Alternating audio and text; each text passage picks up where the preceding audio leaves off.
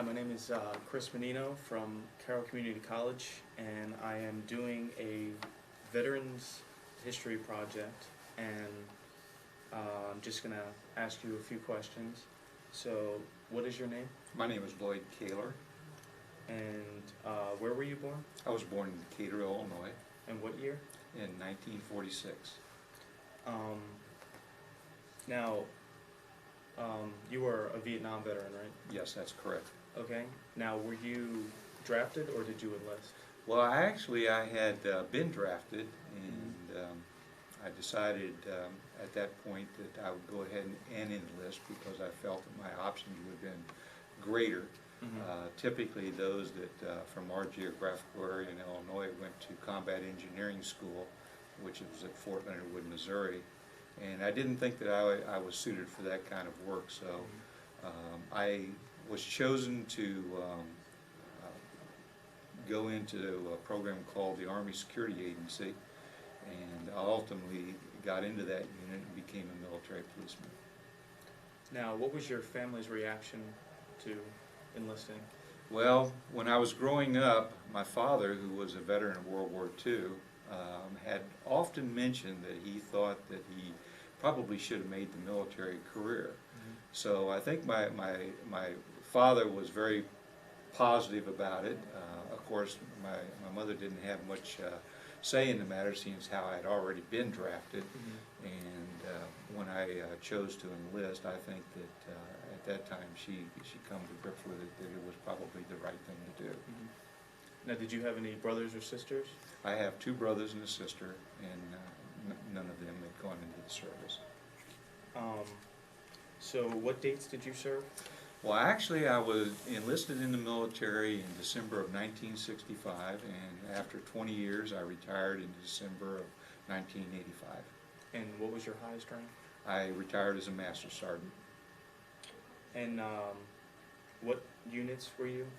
Well, I was with units in Okinawa, I was in Germany, I was in Vietnam with the 8th Radio Research Field Station.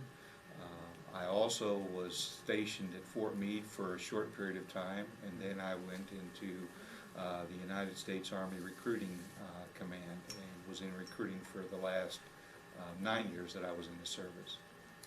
Now, do you remember what battles? Well, there were actually 5 campaigns that I was in when I was in Vietnam. They were the Tet counteroffensive, which went on from January to April of 1968, and then there was the Vietnamese counteroffensive from April to June of '68, which was phase 4. Then the Vietnamese counteroffensive of 1 July to 1 November of '68, which is phase 5. The Vietnamese counteroffensive from November to February of '69.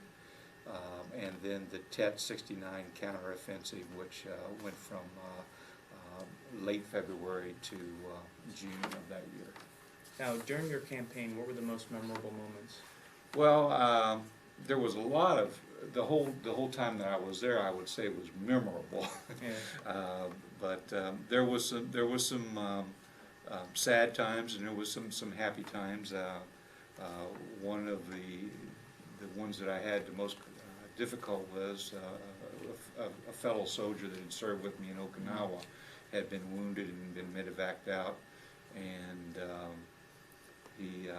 I never saw him after that, so I don't know what the consequences of that was, but that was something that I did not cherish. We were frequently rocketed and mortared several times a month, and of course that made it very scary. But we did have some fun times. There was actually a swimming pool on the base where I was at, but it had been hit by a rocket, and of course there was no water in the pool, so it was not uncommon for us to get together and invite the nurses over from the hospital to have a mud party in the pool, and we would have a cookout and everything, and of course they would come over and they would, well, what is this? There's no water in the pool. So, GIs being GIs, we did some crazy things by, swimming in the mud, but, and that's how we tried to, get away from all the stress and the tension of being there. Now, while the war was going on, what was your opinion? Well, at that time, I had already spent some time in Okinawa. And Okinawa was a major base for the Air Force where they launched their B-52s for their bombing runs. And I didn't really pay a lot of attention to the news and what was going on back here in the United States at that time. But when I came back to the United States for a very short period of time and was stationed in Arlington, I knew that there was a lot of turmoil here. And I really felt that it was important that I go over there and see for myself what was happening. And I was very lucky that once I left Vietnam, I went back to Okinawa and then to Germany. So I did not have what you'd say a lot of exposure to what was happening here in the country other than what I was reading overseas in the newspapers. And I think it, and also in the Army Times, so I think a lot of it was toned down for the GIs that were overseas. How were you aware of the public dissent? Well, I think that what finally caught my attention was that I started getting some papers from my folks when I was over there, and of course it was in the news all the time. I came home for a short period of time before I went to Germany, and I saw it plastered all over the news every evening, and I knew there was a lot of riots, and of course the situation where the guardsmen had shot the students at Kent State. So I knew there was something going on with, the American people were not happy with what was going on overseas. And when you came back, how were you treated? Well, again, I went right from Okinawa to Germany, so I did not have the exposure that a lot of the returning veterans had. So I think I had a time of what you could call, I was just kind of like detoxing myself from all that turmoil that was there. Now, you said that when you came home you were more aware of the news, but while you were in Vietnam, were you aware of what was going on? All I was able to read was stuff that was in the Army publications, Stars and Stripes, and I don't think they went into a great deal about all the turmoil. I don't remember reading a lot about the turmoil that was actually going on with regards to the demonstrations, the sit-ins, and all that. I don't recall reading a lot about that over there. Now, did you receive any medals? I received basically the Vietnamese Service Medal and the unit citation for the Cross of Gallantry, but other than that, no other medals. And what was the weather like in Vietnam? Well, interesting enough, when I was heading towards Vietnam, we went to I went out of Oakland, and it was somewhat warm in Oakland, California, and then we went to Alaska where it was extremely cold, and then we went to Japan and then into Vietnam. And as we were banking over the countryside, we could see the Army hospitals, the tents and the Red Crosses on their tents in areas that looked somewhat like jungles. And the anticipation was that everybody was scared and everybody was looking. And as soon as they opened up the door and we stepped out, it was like we had stepped into an oven. It was awful. I had never experienced such extreme heat ever, and I had been in Okinawa for a long period of time, and they have pretty tropical weather, that goes from the warmth to the cool. And a very interesting thing happened during the period of the monsoon rains. I wrote home to my mom and I told her that I needed my long johns because the temperature had dropped from the hundreds, maybe 5 and 10 down to 80 something, and your blood was so thin that when you actually got in the rain and felt the moisture and the coolness of it, you felt like you were really freezing. And so she sent me my long johns and my overcoat, and that was one way with coping with the cool, rainy seasons. Now, what were your living conditions? We had barracks that were constructed out of wood. They had tin roofs to them. It was very noisy when it rained. The facilities were, I guess, what could be expected. Now, there was a period of time when I went TDY to a place called Camp Evans, and it was an attachment with the 1st Cavalry Division. And those living conditions were rather odd in that they would bring in a bulldozer and dig a great big huge hole, and then they would set up the bunks in the hole, and then they would put a tent or a tarp over the top of it, so you were basically living underground with just a tent top exposure. Now, do you remember any friendships you formed with anyone around you? There were several fellows from all over. I became close friends with a couple of them. We went on our R&R to Taiwan, but being that they got out of the military and I stayed in, those contacts have been lost, and I'm not even sure if any of them are still living. Now, have you visited any Vietnam memorials? Some time ago, I guess it was probably in '86 or so, I went down to the wall. I'm guessing it may have been after that in Washington D.C. and it was a very solemn moment for me, and I came back quite angry because at that particular time the Park Service had allowed these vendors and these peddlers to line the walkways selling stuff, and I thought it took away from what I thought would have been the spirit of the memorial, and it made it more of a carnival atmosphere, and I haven't been back since. And now that was the only memorial you visited? Yes. Now, how have your wartime experiences affected your life? Well, I think it's helped me become stronger in my faith. I know that there were certainly some people watching over me. There was somebody that was guiding me in everything that I do, and I feel that God was there with me the whole time, because now that I look back, I was just too young and too immature to realize the gravity of what I was involved in. Now, were you in the bush in Vietnam? No, I was what you would consider being at a regular base. Okay. We did do convoys on occasion to Hue,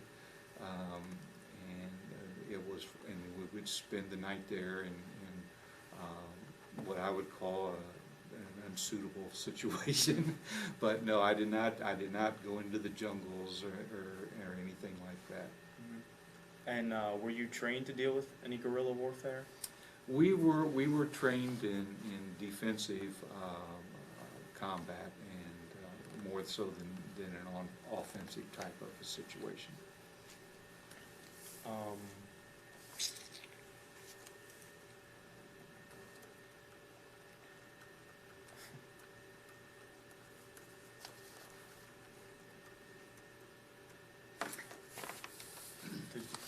Did you want to go over? Well, this is a picture of Vietnam, and I kind of give you an idea of where I was stationed.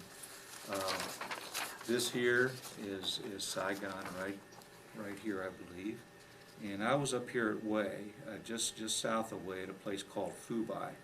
And on this map here, you can see where Hue is, and then Phu Bai was right down through here. And they actually had an airport there, and it was a rickety old place. And but the base was a pretty fair-sized base. We were completely surrounded by Marines, and our barracks were just old wooden things with tin huts on them, and there was actually a minefield completely around this particular base because of the sensitivity of what was going on there with the signal intelligence that was involved at this particular base.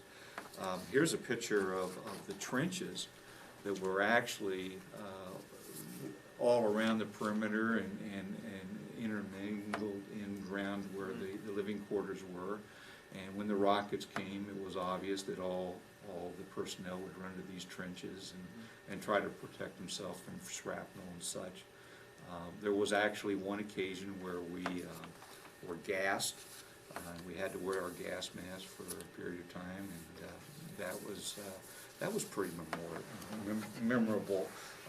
But most of the time, I was I was involved in guard duties, defensive security, and running the short convoys to away. Now, did you experience any actual gunfire? There were rockets and there were mortars that frequently fell on our base. And again, one of my friends from Okinawa, who had gone also to Vietnam with me, he was wounded and medevaced out.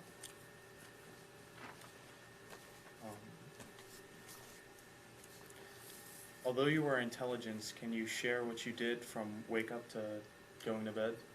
Well, typically, because I was in the military police portion of it, it was security, physical security of the facility. We would have many of the civilian Vietnamese people come to the facility to do certain things like cleaning of the living quarters, even working in the kitchens and some of the maintenance things, and it was of course our responsibility to keep track of them, that they weren't in there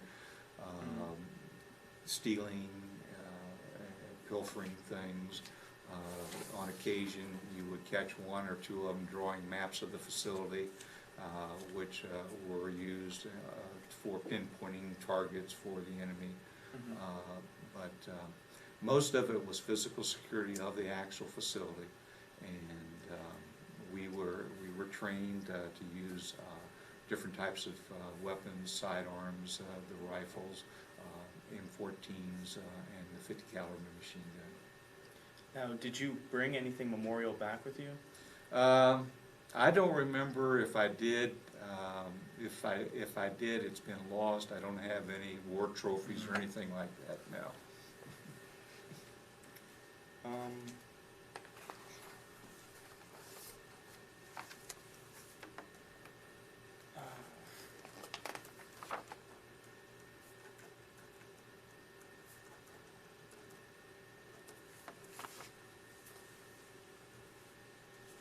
And what did you do to pass the time?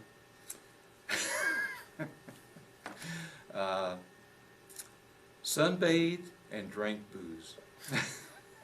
Now, And the reason why we did that, because it was really very, very boring. Yeah. If, you know, when we were waiting around for our duty shift, it was, the heat was unbearable, so you didn't really do much of anything. Sometimes they would bring in a movie, and everybody would take their lawn chairs, and they would go to this great big house or this building, and we'd sit in and watch some movies that were 3 or 4 years old. We didn't get stuff that was very current, and we would sometimes we would have cookouts that were sponsored by the cooks, you know, just to kind of break the monotony of some of the things that we did. I got to go TDY for a period of time to Camp Evans, and that was rather lively. They were, this was with the first Cav, and of course those people were out in the field all the time, but I was still at their main base, and I worked with communications equipment at that time. They did have an interesting evening one night where one of their prisoners, the prisoners of war, had gotten loose and got into the wires, and I was watching the switchboard, and all the lights on the switchboard went red almost simultaneously as soon as all the commanders and all the units became aware of the fact that a POW had gotten loose. So, now, did you experience any war-related injuries? no injuries as a result of Vietnam. Although I have been seeing VA determine whether or not I have post-traumatic stress syndrome. Not necessarily because of combat-related stuff, but because of the stress and the bombings and the rocket fire and stuff like that. We did have a lot of rockets and shells from the 7th Fleet fly over our position going into the Ashall Valley during some major conflict there, and it was like a train rolling overhead. So you know, we would always wonder whether or not one of them might fall short. Did loud noises bother you? They did for a while and still do. If I hear a certain kind of a thump, I'll jerk. An interesting thing happened when I was on R&R in Taiwan. Some kids had lit a firecracker row, and my buddy and I were both laying in the street. It just happened, and of course we were laughed at by all the civilians. Yeah. Now, how did you keep in communication with your family? I wrote letters on occasion. I tried to use something called Mars. Mars was a shortwave ham radio operation, but I never could get through. So typically it was through letters. Now, did you play any pranks on one another? Or? I don't remember playing pranks. Well, actually, I did do something that was kind of mischievous, I guess you could say. At this particular base where I was at, if you can see here on this picture, I'm not sure if you can, but this little one, there's a tower here, and we had these towers all the way around the base, and this is where some of us did our guard duty in the night. And these towers were 30 feet in the air, and each one of them had a spotlight on it. And of course, while we were doing these guard duty activities in the middle of the night, we would have young officers try to sneak up on us to see if we were being attentive, and of course turning the spotlight around and having it situated on the path that the young officers would take. You know, it was always a precursor to starting the shift. We'd have that set up, and in the middle of the night when they tried to sneak up on us, of course we would throw the light on them in the middle of the night, and the young officers would be screaming at us to turn the lights off, because it pretty much showed exactly where they were to anybody in the area, and they were very, very bright lights. But typically that was about the only honorary thing I really did. What does the signal command do? Well, this particular unit, from what I understand, triangulated signals from enemy communications and tried to pinpoint where they were actually doing, doing that type of communication. They were just trying to provide that information to the troops that were actually out in the field looking for the enemy.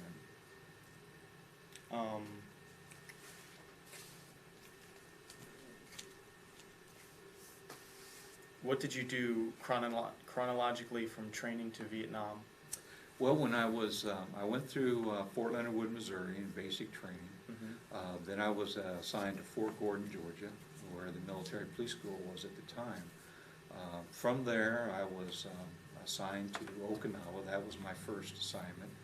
And from Okinawa, I left and went to Arlington Hall Station, which is down by Fort Myers, Virginia. I got there over a holiday, and it was very, very depressing because no one was around. And I stayed there for about 30 days, and I did volunteer to go to Vietnam. We immediately were taken to I guess it was the 509th, and I don't remember the rest of the call signs or whatever. But from there we were flown to Da Nang, and from Da Nang flown to Phu Bai, and that's ultimately where I stayed for the 12 months, except for the short period of time when I went to Camp Evans. After that, I went back to Okinawa, stayed there for about 10 months, and my 4 years of military was about ready to expire. And as I was having my physical for, to get out. They found that I had some difficulties in my ear. I had some growth that was eating away at the eardrum. So I grew up in the Midwest, and I guess you could say I grew up on the wrong side of the tracks, because I knew that if I went back to Decatur, Illinois, I probably wasn't going to do anything other than work on a soybean plant, and that just wasn't something I had any interest in. So knowing that it was probably going to be very costly to have the ear operated on, I chose to re-enlist, went to Germany, where I had 2 subsequent operations on the ear, and it's troubled me all these years, and I have lost hearing. But after I left Germany, I was there for almost 4.5 years. I was assigned to Fort Meade. I went back to Fort Meade, and I did not particularly care for the duty here in the States, and one thing led to another, and I ended up interviewing for the recruiting command and got into recruiting. I worked at the recruiting station in Catonsville, became a station commander here in Westminster. Was here for about a year or so, and then I took over another station command up in Carlisle. From there I got promoted and became the senior guidance counselor at Wilkes-Barre Induction Center up in Wilkes-Barre, Pennsylvania, and then that's where I retired from. And you said what you would do, what you would have if you had gone back to your hometown. Now, what occupations did your parents have? Well, my father actually worked for the railroad. My stepmother was a cafeteria worker for the local public school. My father was on what they call a railroad gang, and they would lay railroad ties and do different things like that. As he grew older, he became a custodian for the railroad and worked at their railroad stations as a janitor. Now, what was serving in the Cold War in Germany? What did you do there, and what was it like? Well, when I was in Germany, I was there during the 1972 Munich Olympics. Okay. And if you know your history, that is when the Israelis had some athletes executed, murdered, and it was very tense during that time. Alerts, we were on high alert status, and again, being a military policeman with the Army Security Agency, we were more concerned with physical security than anything. It was always at a heightened state, particularly during that particular time when the athletes were taken hostage. Now, were you aware of the U.S. opinion while you were there? Again, the only way of receiving information was whatever was published in the Stars and Stripes, and I think it was toned down pretty good. We did see some stuff on German television, but I wasn't very fluent in German, so I wasn't able to pick up a lot on what world opinion was. Now, were you aware over the whole course how any minorities were treated due to the civil rights movements? I didn't understand that there was a problem with civil rights. When I was growing up in Decatur, of course, our school was predominantly white, and we did have some blacks in it. But my father was a secretary for the railroad union, and we had black men coming into the home all the time, and I didn't understand that there was such a thing as prejudice at that time. One of my best friends in Okinawa and also in Vietnam was a black man and he and I would often go out drinking together and drink from the same sake bottle while we were watching the B-52s go off from Okinawa. And I didn't realize until I was actually in Germany that there was a problem, and a different type of soldier started showing up in the military from what I had been accustomed to the first 4 years. And it became pretty clear that there were some issues with race that I started developing some opinions about on my own. But over the years, I think I've grown to tone down those opinions. So I would say that on one hand, at the beginning, I wasn't aware there was a problem, and then when there was a problem, it was brought to light. It kind of did show some divisions, not only in my mind, but also in the other soldiers that were there. Now, were you aware of the other people serving, of their opinion on minorities? Or? I saw some ugly things occur. Mhm. There was actually, on the base where I was at, axe was actually put into a door of a black man. So the tensions were pretty high on the base at that particular time, and this was in Germany. There was also some other things that were done that, just, they were inappropriate.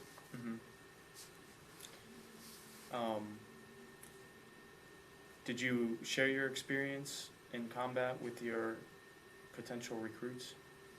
I really have not really talked about anything that happened in Vietnam to anyone. And I guess I started doing this about 9 months ago when I started making visits to the vet center in Reisterstown and talking to one of the counselors down there about some of the problems that I've had and experienced. As I read more about some of the experiences that soldiers have gone through and read about different things, the services are available, things are starting to fit together. Even though I was not in an actual combat unit, it was still pretty stressful with all of the knowing that your life was was being held by a thread. Somebody would shoot at you with rockets and mortars. That's not just something that you want to typically be involved in. And it actually started the very first night that I got in Saigon. Bombings in Saigon were pretty regular, and we were in the temporary quarters, and before I knew it, I was in a ditch next to the building because I was being drug out, and I didn't know what was going on, but the more seasoned people realized that we were being shelled and rocketed. So it started actually on the first day that I got there. How did the local Vietnamese treat you? The ones that I had contact with were very kind and they were delightful to be around. Of course, being a military police on the base, it made it difficult for them to show any other kind of demeanor or any animosity towards us, because they actually kind of, unfortunately, revered the military police over, the regular soldiers over there. I guess we were, I don't know, more of an authority figure than the rest of the soldiers. But the ones that we had as interpreters, I thought were very nice, very kind. I didn't have any problems with any of them. Have you been back overseas since your service? No. Once I retired, I've decided that all my vacations and all of my trips will be somewhere here in the United States. I have a lot to see, and I think with 10 years or so that I was overseas, that I got to see a lot of different cultures and experience a lot of different things. So I think now it's time for me to travel around the United States and see this place. Now, what year was it that you retired? I retired in 1985. Okay.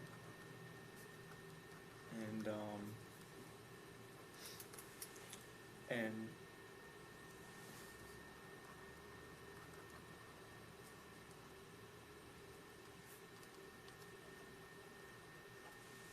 now, what did you tell recruitments, like, about the service in general? I pretty much told them that it wasn't going to be easy. It wasn't going to be something that they would ever imagine it being. I told them some of the difficulties of training. I told them that sometimes that all things are not as they seem to be with regards to, okay, you sign up for this particular program and you may very well end up in another, and it's a series of consequences.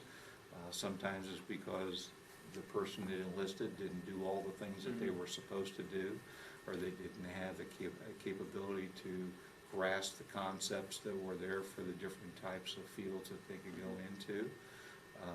I typically encourage them to go into combat arms because that's where the greatest promotions were, and that was the Army's, I guess you could call political speak. Everybody should go into combat arms. Now, would you tell them anything different today? I'm sure that if you went to a recruiter today, you'll find out that the Army speak is combat arms. And what were your recruitment goals? Well, at the time when I was in recruiting, it was anywhere from 4 to 5 enlistees a month.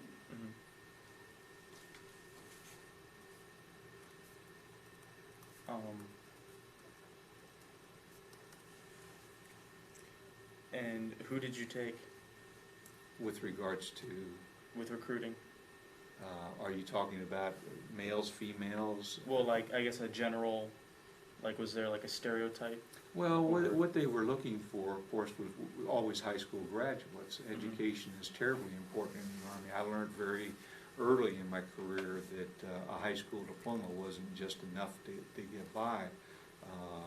I always felt that the Army was probably one of the only institutes that really pushed education on its soldiers. I mean, you have career development programs for whatever military occupational specialty you go into.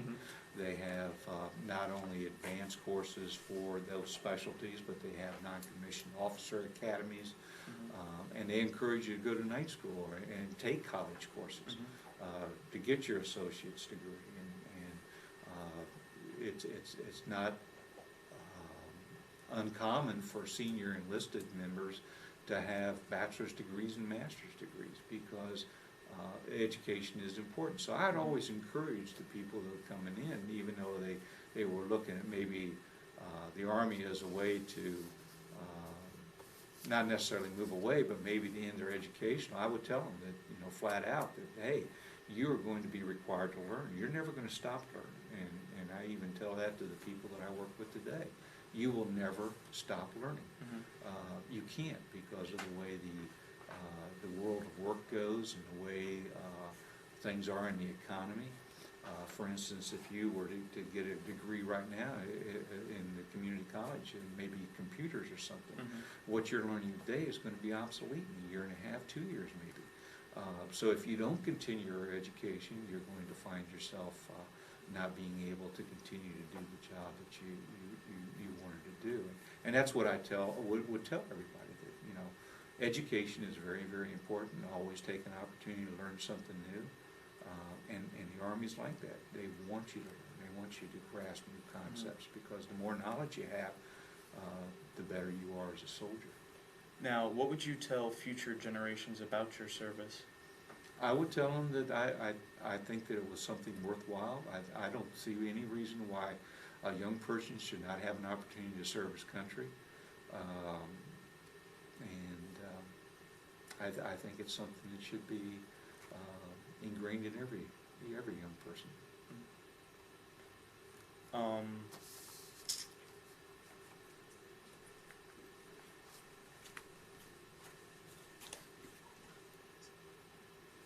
Now, what is your current family life? Right now, I have a wife, 2 daughters. One is working on her second master's degree. As you can see, I encourage my children to pursue their education, because I know it's important.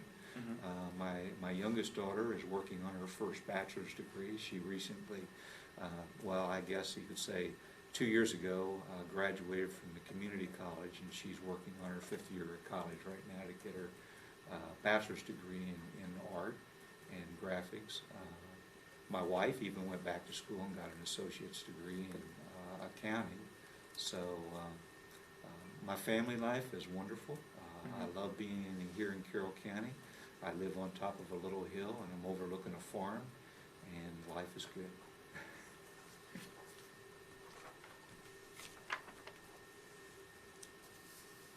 Has PTSD affected that, and will you share experiences in the war with your family?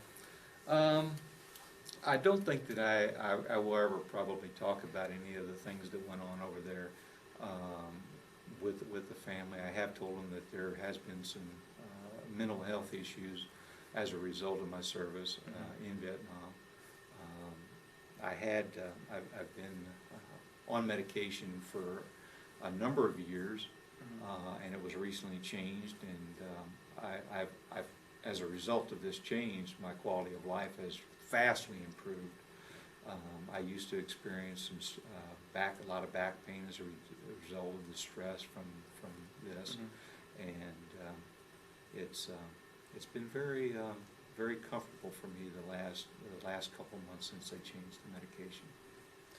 All right, Lloyd, I would like to thank you for your service and everything. Thank you.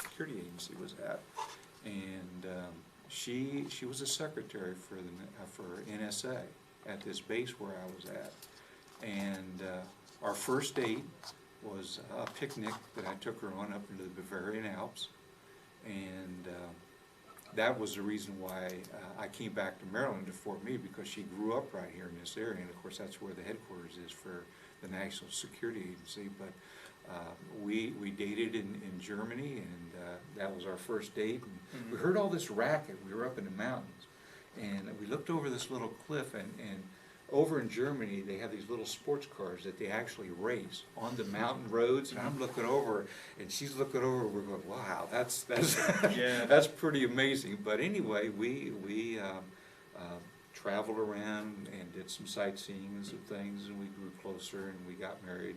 Went back to Germany, spent 2.5 years there.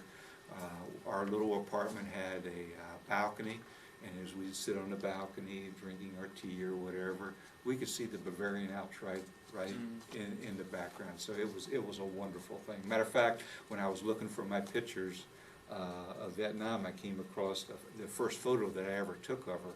And I'm looking at this thing, and I said, Fran, will you look at this? And she came over and looked at it, and I said, I don't believe you even gave me the time of day. You are awesome.